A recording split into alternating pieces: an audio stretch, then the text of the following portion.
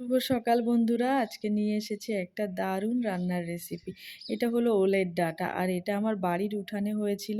তোমরা দেখেছিলে উঠানে জল উঠে গেছিলো, আর সেই জন্যই এই ওলের ডাঁটাটা কেটে ফেলা হয়েছে। ওলের ডাঁটাটা প্রথমে আমি ভালো করে কেটে নিয়েছি একটু লম্বা লম্বা করে, আর এটাকে আধা সেদ্ধ করে নেব। প্রথমেই গরম জল বসিয়ে দিয়েছিলাম, ওলের ডাঁটাটা দিয়ে লবণ দিয়ে ভালো করে সেদ্ধ করে নিয়েছি।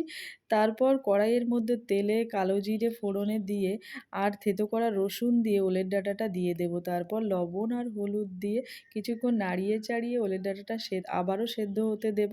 যেহেতু বলেছিলাম আধা সেদ্ধ করে নিয়েছি, তো পুরোপুরি সেদ্ধ হয়ে যাবার পর এর মধ্যে আমি দিয়ে দেব সর্ষে আর লঙ্কা বাটা, আর একটুখানি সর্ষে লঙ্কা ধোয়া জলটাও আমি দিয়ে দেব। তারপর নাড়িয়ে চাড়িয়ে কিছুক্ষণ পর নামানোর আগে দিয়ে দেব একটুখানি চিনি, আর চিনিটা দিলে স্বাদটা ব্যালেন্স হয়ে যাবে। আর রেসিপিটা যদি তোমাদের ভালো লেগে থাকে তাহলে চ্যানেলটাকে তাড়াতাড়ি সাবস্ক্রাইব করে দাও, লাইক করে দাও, আর কমেন্ট করে দাও, আর শেয়ার করতে ভুলো না কিন্তু।